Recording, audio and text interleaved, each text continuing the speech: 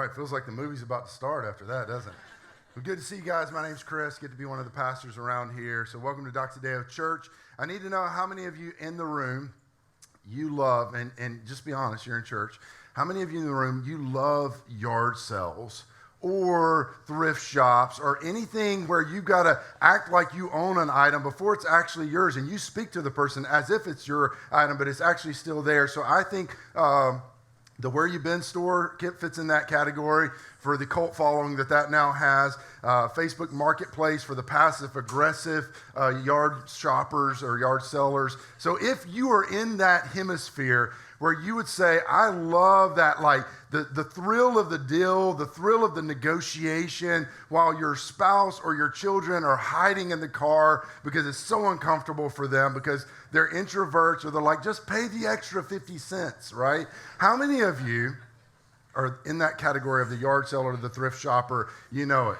How many of you have someone sitting next to you that does not have their hand raised and they should, right? Now, I have a serious question for you. For all those of you that raise your hand and those of you that should have, what is wrong with you? I don't have a category for the whole thing that somebody would give up the earliest parts of their Saturday morning, or perhaps it's a Friday morning that some of my friends here, not mentioning any names like Chris Collins and Clark Bridge, that go to the Where You Been store, and you give the earliest parts of your morning, maybe your morning off, right?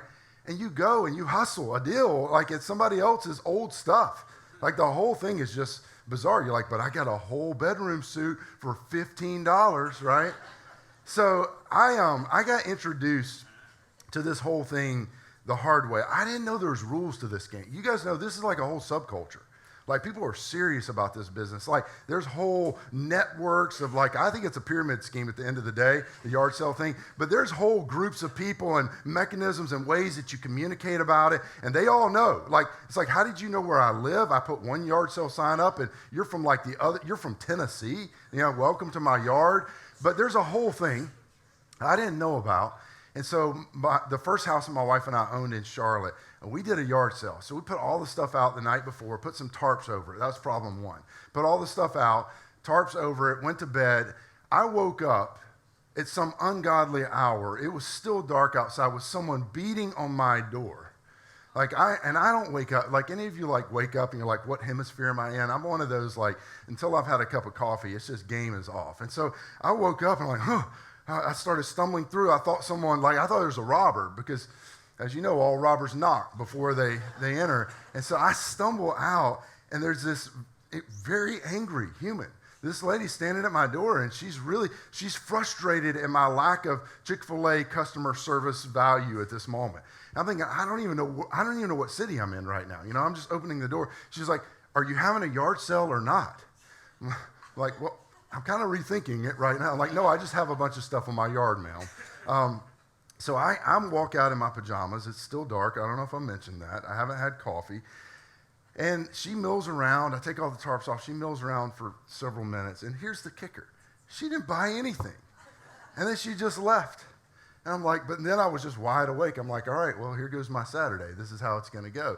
And then for the next several hours, I kid you not, I had people negotiate on things that, it's like I was only asking $1 for it. I'm like, all right, so let me understand. I'm asking for 4 quarters and you want to give me 3.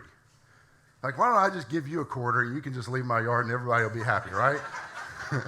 I'm like the only person in the history of yard sales that lost. They're like, the guy on the corner is giving away quarters. You don't even have to buy anything.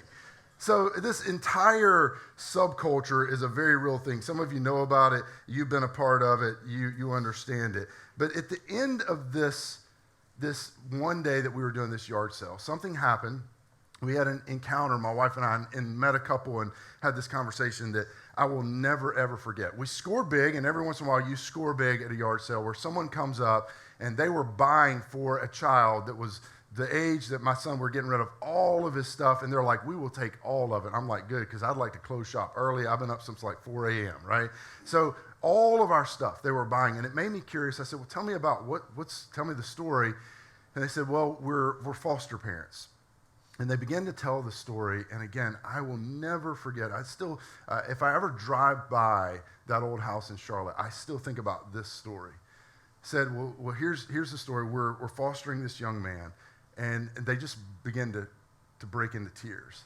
They said he has had the most horrible circumstance you can ever imagine. In fact, when we first got him, he went by the name Rape because he was a product of rape. And the man in the home, if you want to call him that, the man in the home had nicknamed this boy and called him that to the point that he responded to it. He said at one point, and I remember standing in my yard as they were telling me this, I remember what I felt, and you're about to feel it as well. He said at one point, this grown man, again, if you can call him that, put his hands on that little boy's arm. He got so angry with him that he twisted his arm until it broke. And I remember as they were telling me this, I couldn't handle it. And I've got children. If you got children, if you got grandchildren, if you can imagine that kind of label being put on your child or your grandchild, you imagine somebody putting their hands on your child or your grandchild. And for some of you, maybe it's your story, somewhere in your story. And I remember just not being able to wrap my mind around what was happening. Just the level of evil that exists in our world. I want you to imagine, take that little boy. He grows up a little bit. He's 12, he's 13, he's 14, he's 15, and you somehow find yourself in a position to give this young man some kind of advice for his life.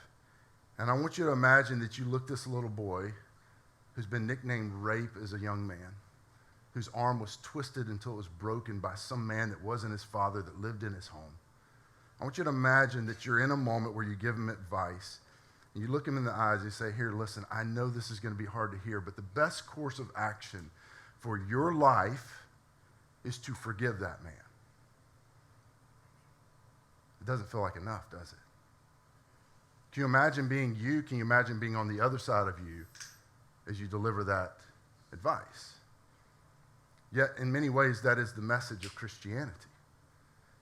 But it doesn't feel like enough, does it? It feels like in a moment like that, and you've been perhaps not in a moment just like that one, but we've all experienced stuff. We've all experienced pain. We've all experienced hurt. Can you imagine?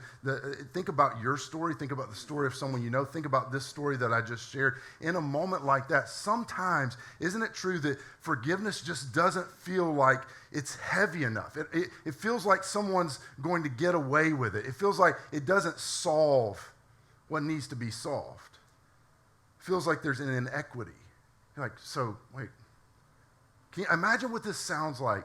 If you didn't grow up in the church and you're not a Christian and someone tells you, wait a second, you said the thing that this young man needs to do is forgive?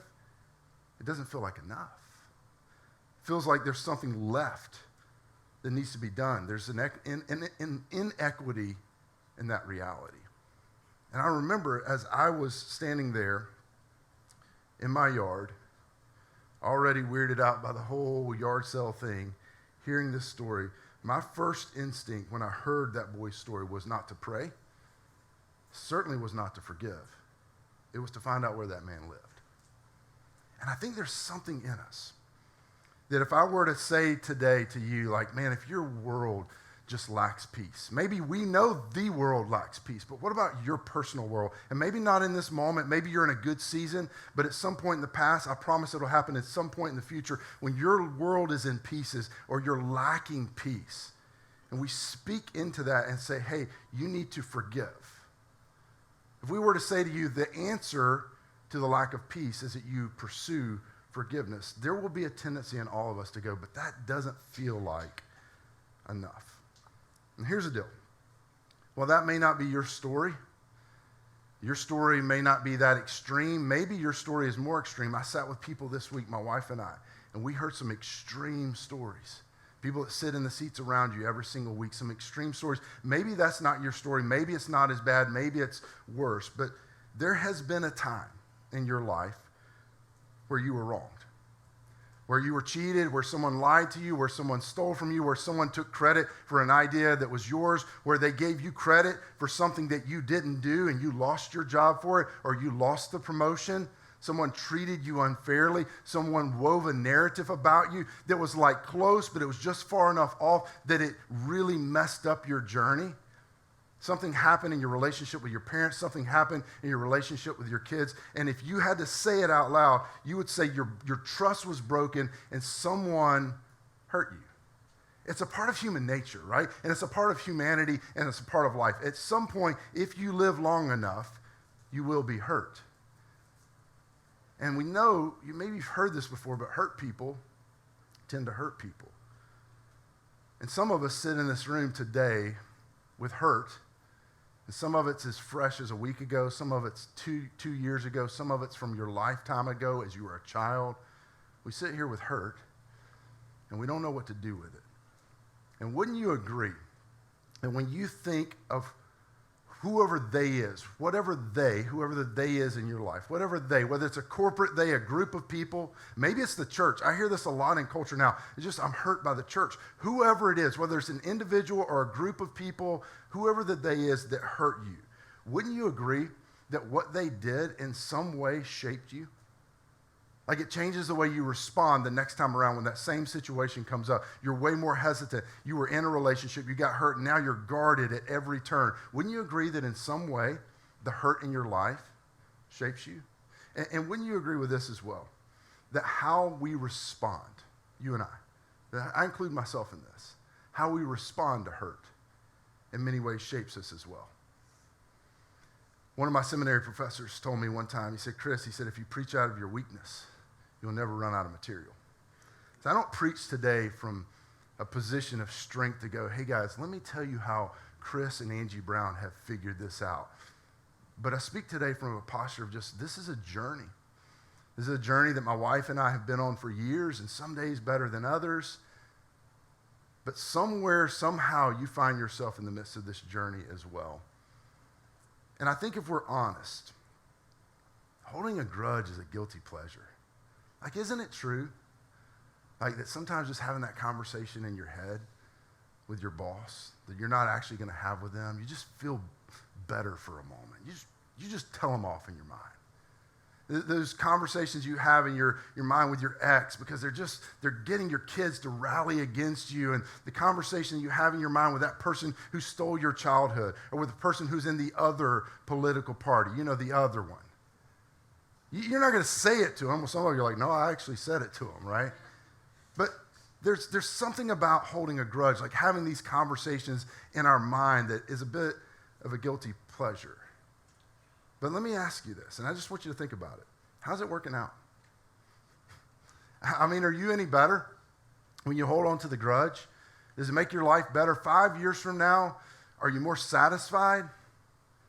Is it making you a healthier person? Is it making your responses with the people that are closest to you in your home and at work, is it making you better? Like, is the grudge really solving anything? See, here's what's sinister about grudges.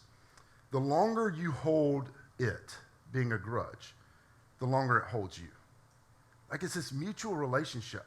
It's like one of those things, if you ever gotten your finger stuck in one of those things, I don't know what they call them, but you pull it, and the tighter you pull it, or the more you try to escape, the tighter it gets on your fingers. This is a grudge.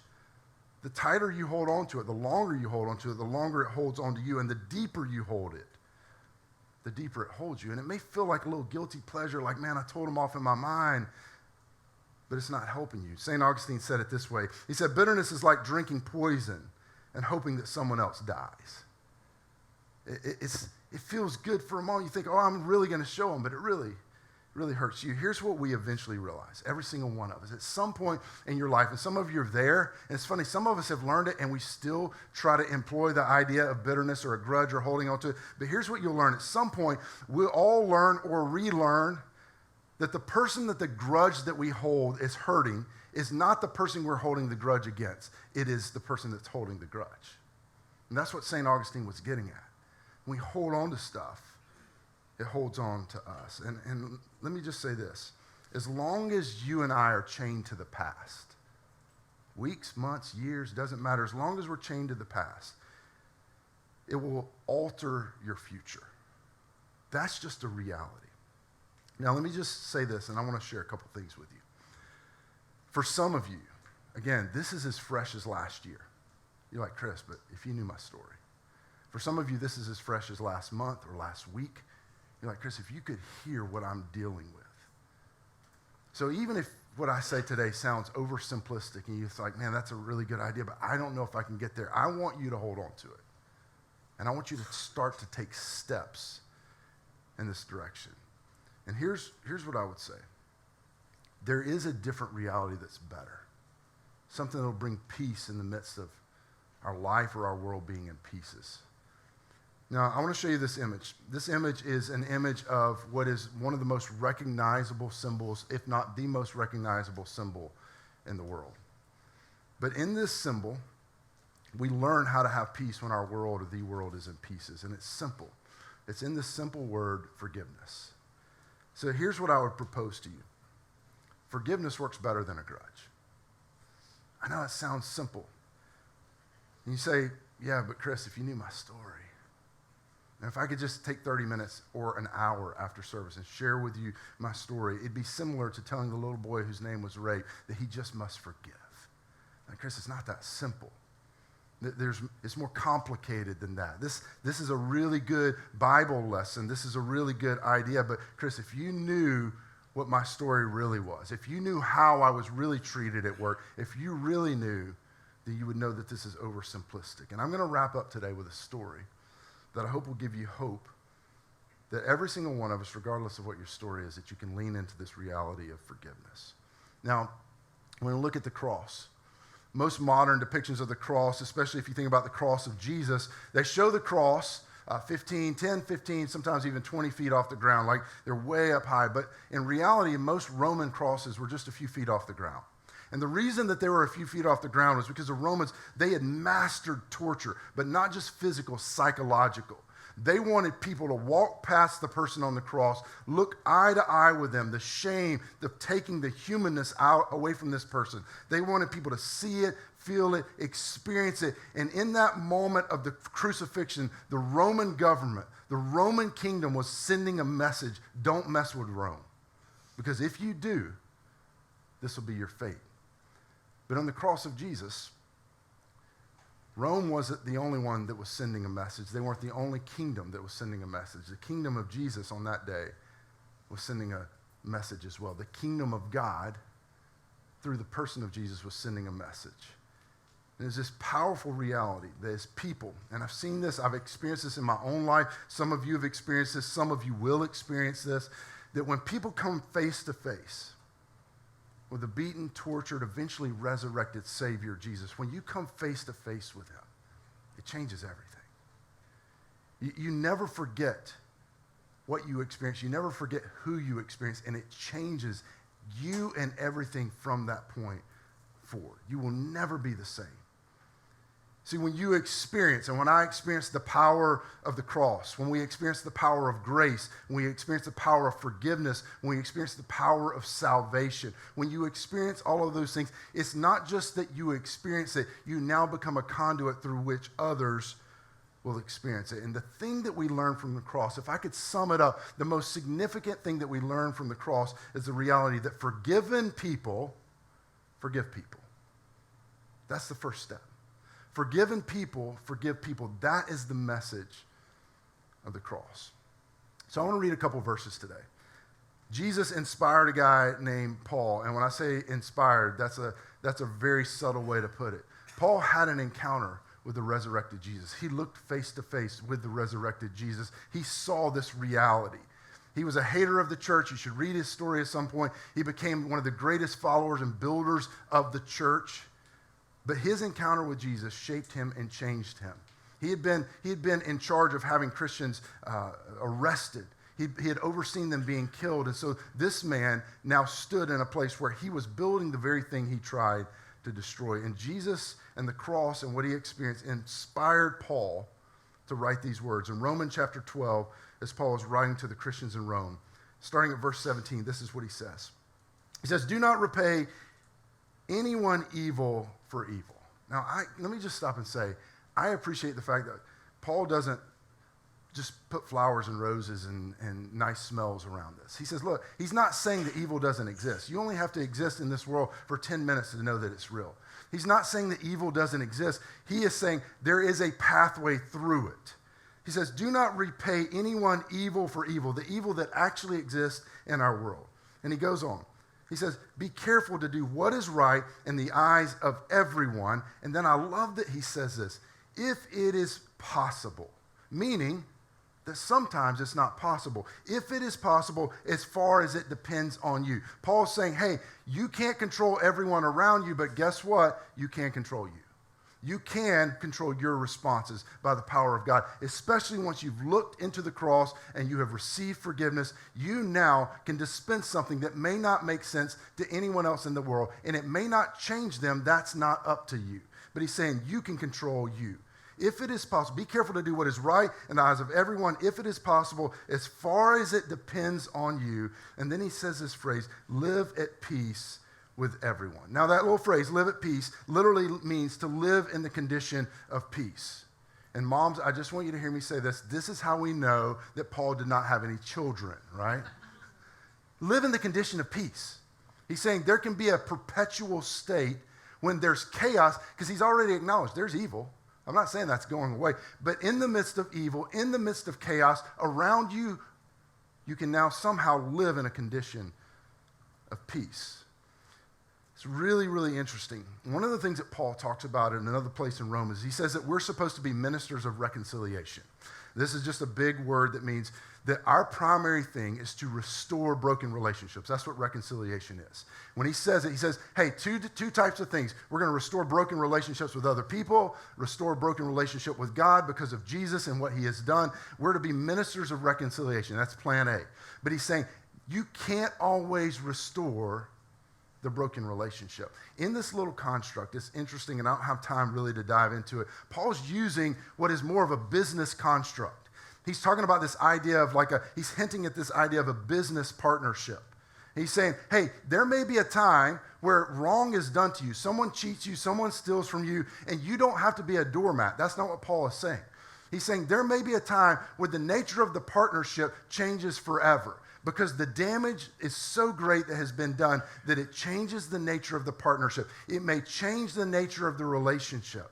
But even if the nature of the partnership has changed, you can still pursue peace. And I think this is really important because I want you to hear me say this. Paul is not insinuating, nor do you find it anywhere in the scriptures, that we're to stay in an abusive or toxic relationship or context. There are times where there's so much damage that has been done that it changes the nature of the relationship, it changes the nature of the partnership. But Paul's saying that even if that's the case, plan A, reconciliation, restore broken relationships. But even if that can't happen, you can live in a condition of peace. It's a powerful concept. He goes on. He says, do not take revenge, my friends, but leave room for God's wrath. For it is written, it is mine to avenge. I will repay, says the Lord. Now we're talking, right? This is kind of Bible verses you love, right? Now we're talking so in other words, all right, this is the one I've been waiting for, so let's dial up some lightning bolts, God. I got a list of people. I'd like to order up a greasy spot for my former boss. I'd like to order up one of those for my ex, for the Republicans, for the Democrats. Yeah. I would love for you to do that, God. In fact, I want to be a part of it. In fact, God, you just follow my lead. I'll take the lead. You just follow me. We're going to work this thing out. But let me ask you a question based on this verse. Whose job is it to avenge? It's not a trick question. It's written in blue. You guys say it out loud. You didn't say it very loud because you didn't like the answer, right? Whose job is it to avenge? Isn't it interesting? When you and I take matters into our own hands, when we avenge, just sit with it. Whose job are we doing? Listen, most of us aren't very good at our job, let alone the job of God. He's really good at his job. See, when we step into that space and we take matters into our own hands, and I'm not talking about being a doormat, but when we take matters into our own hands, we step into a dangerous space where we start to assume the role of God. We shouldn't be doing his job. We would be terrible gods. I would be a terrible God.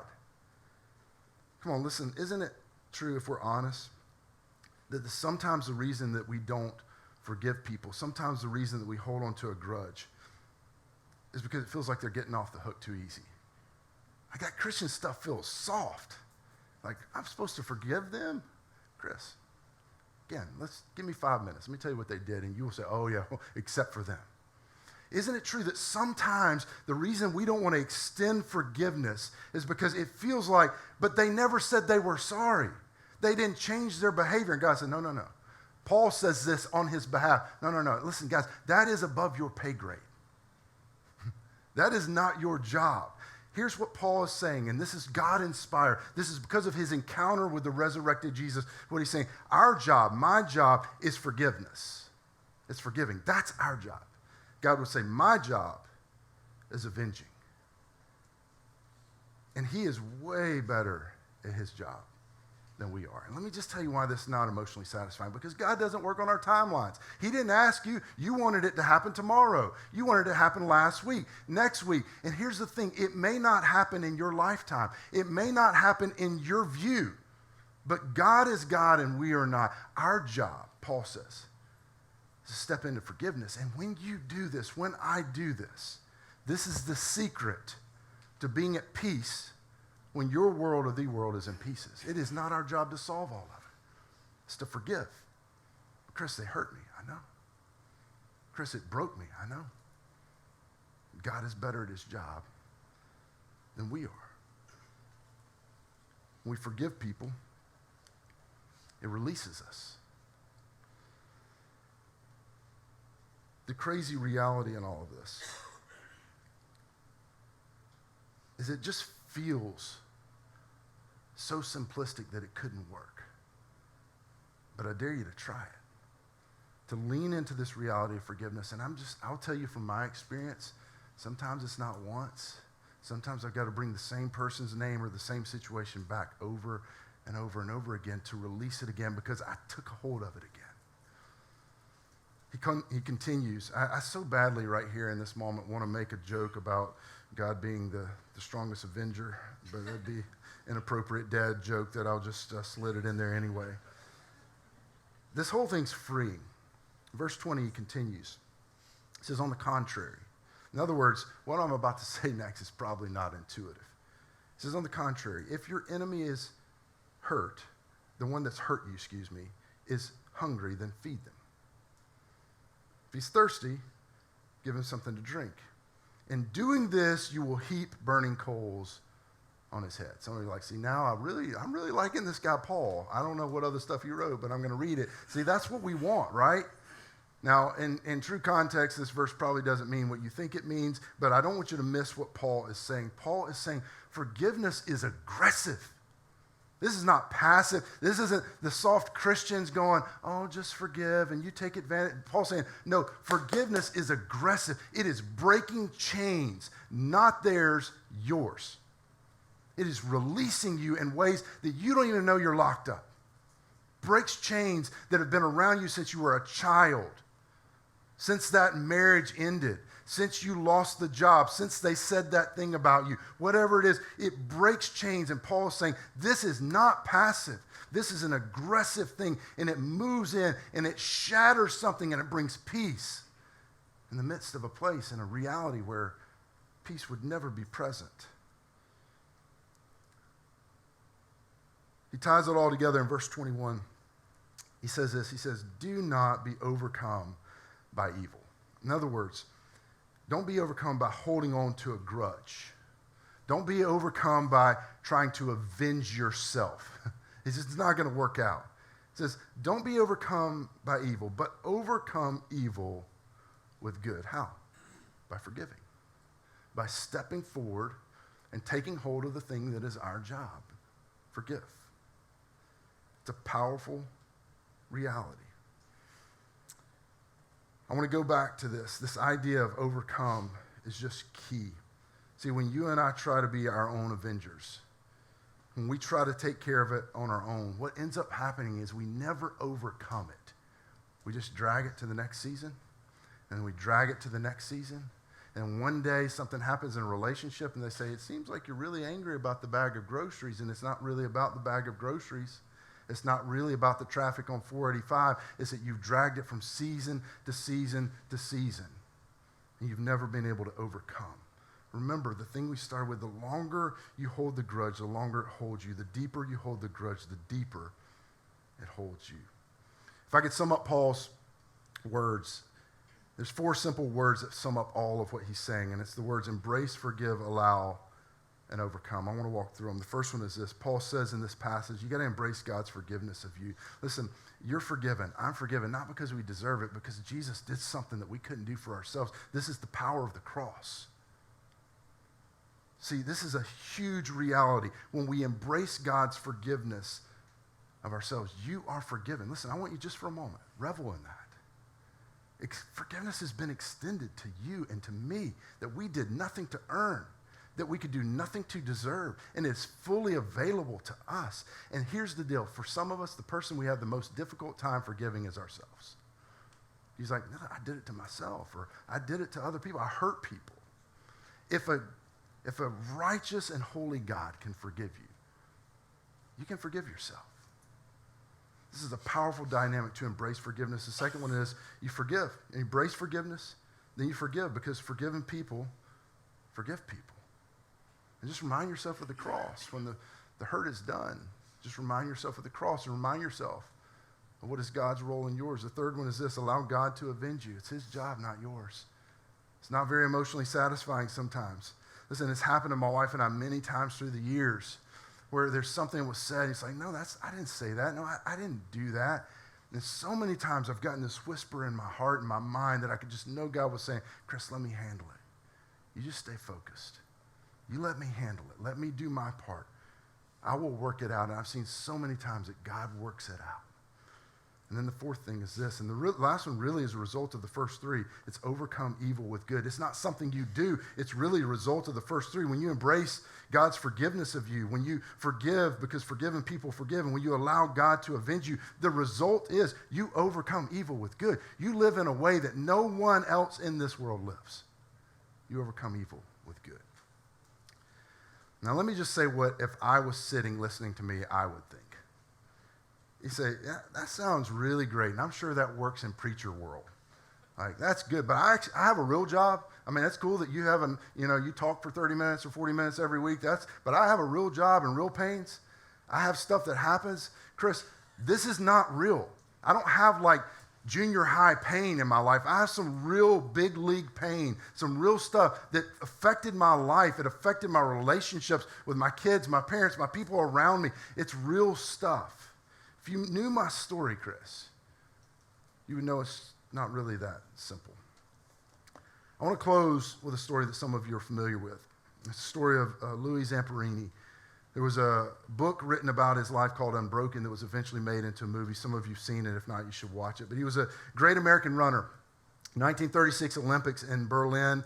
He did so well that he was expected to win gold the very next Olympics in 1940. But that Olympic run was canceled because of World War II. He decided to join the Army, and on a rescue flight over the Pacific, his plane crashed. And when his plane crashed, it killed everybody except for Louis Zamperini and 2 other men. It's an incredible story if you watch it, if you read the book or if you read the book or watch the movie. But they survived on life rafts, which this alone is terrifying to me, as they drifted 2,000 miles over 47 days. Eventually, sharks found them, started to rub up against the boat, and started to lunge onto the boat, to the raft, and they had to beat them away with oars.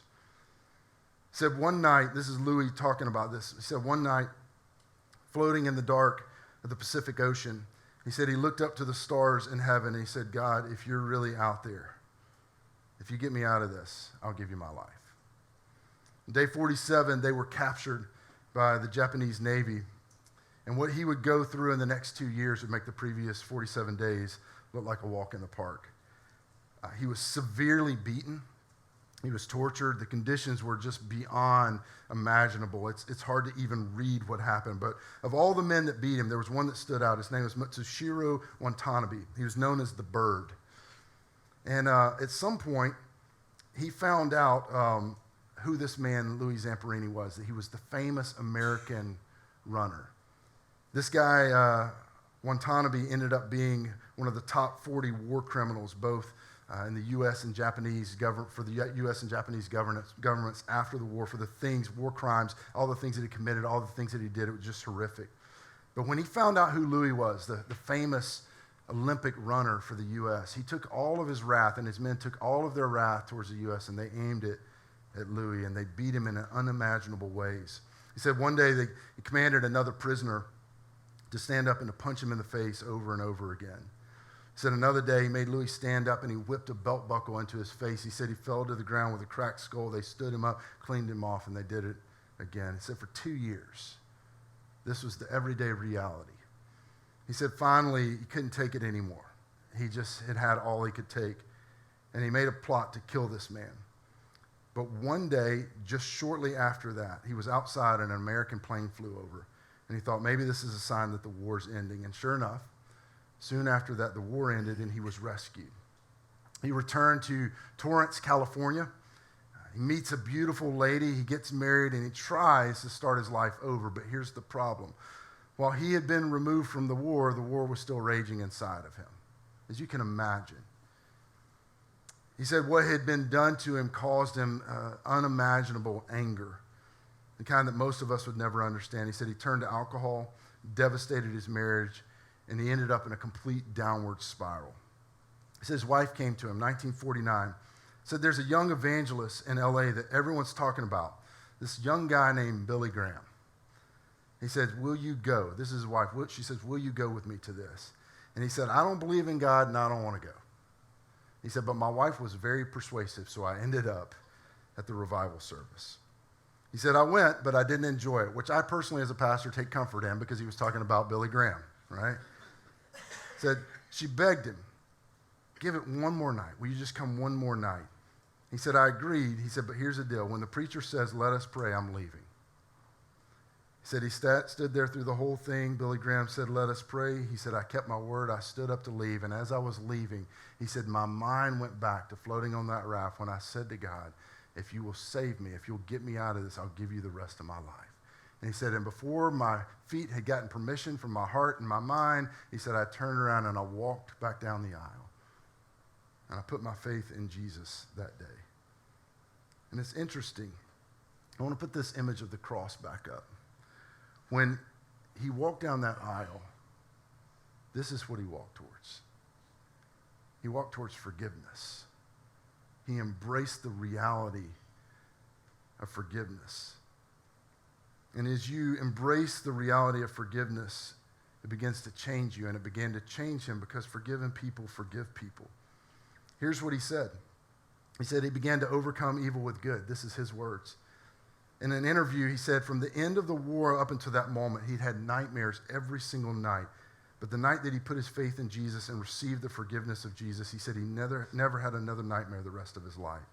He said it was nothing short of miraculous. So in 1952, he went back to Japan where many of the guards that had beat him were now war prisoners. He went to them one by one. Can you imagine the PTSD, the panic attacks, just to walk back into that building and into those places?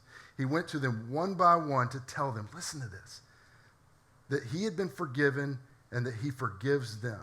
He said several of the guards accepted Jesus as their Savior, but the main guy, the bird, Matsushiro Watanabe, was on the run, and many believed that he was dead. And then in 1997, a producer from 60 Minutes found him, and he asked Louis if he would write a letter to the man that had beaten him. And to wrap up, I want to read this letter. He said, as a result of my prisoner of war experience under your unwarranted and unreasonable punishment, my post-war life became a nightmare. It was not as much due to the pain and suffering as it was to the tension and stress and humiliation that caused me to hate with vengeance. Under your discipline, my rights, not only as a prisoner of war, but also as a human being, were stripped from me. It was a struggle to maintain enough dignity and hope to live until the war's end.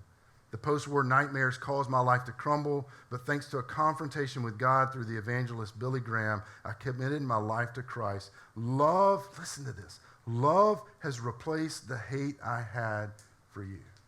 Christ said, forgive your enemies and pray for them.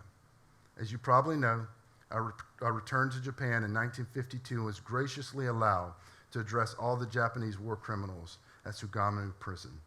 I asked them about you and was told that you probably had committed harikari, which is a form of suicide, which I was sad to hear. At that moment, like all the others, I also forgave you and now would hope that you also would become a Christian. Now, if you were Louis, if there's one person you wouldn't want to be in heaven with you, it'd be this guy. But forgiven people, forgive people. And here's what I want to leave you with this morning. Just maybe, if he can do it. I don't know. Some of us have got some really tough stories. But maybe if he can do it, we can too. And here's the thing that I want to tell you. It doesn't just release them, whoever the them is in your life. It releases you. It releases me. This is an ongoing journey. You don't graduate from the school of forgiveness one day and go, got it. It's an ongoing journey that you can pick up every day and go through a list of names and people and groups that you say, God, I'm going to let you do your job, and I'm going to do mine. My job is to forgive. And I'm telling you, this is how to have peace when the world is in pieces. It's how to have peace when your world is in pieces. I want to give you two final thoughts, and I want to pray for us. I said this earlier, but I just want to say it again. Forgiveness is not enabling. This is not about staying in an abusive relationship or a toxic relationship. Sometimes the nature of the partnership, the nature of the relationship is fundamentally changed because of the nature of the hurt and the harm. Maybe someone's not safe, but you can live in a condition of peace and you can forgive even if the nature of the relationship is forever changed. So my question is this: who do you need to release?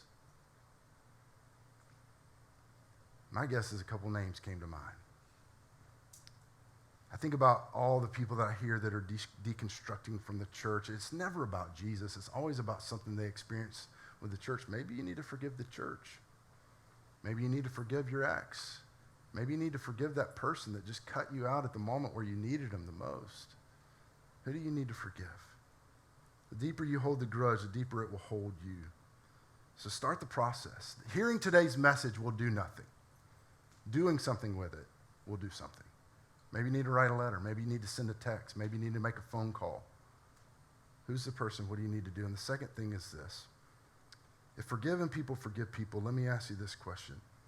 Have you ever received the forgiveness of Jesus? Have you ever looked into the reality of Jesus on the cross and received that? I'm not asking about your church attendance. I'm not asking if you're trying to be good. I'm not asking if you're generous. I'm asking you, have you ever received the forgiveness of Jesus? Because forgiven people forgive people, and this is the thing that changes everything. If not, then nothing else matters. I want you to bow your heads and close your eyes. I want to just say a prayer for us. Some of you have been Christians for a long time. Others of you, you hear this message, you know for sure that you're not. I want to give you a prayer. There's just some handles that if you want to put your faith in Jesus, say something like this. And you just say it in the quietness of your mind. God will hear it. You just say, God, I'm confessing my need to be forgiven. Jesus, I believe that you died on a cross, that you lived a real life, died on a cross and rose again. And while admittedly I may not understand or logically be able to defend every detail, I'm asking for forgiveness. I'm asking for your work on the cross to be applied to my life. Please forgive me and save me. I want to pray for the rest of us. Father, give us grace.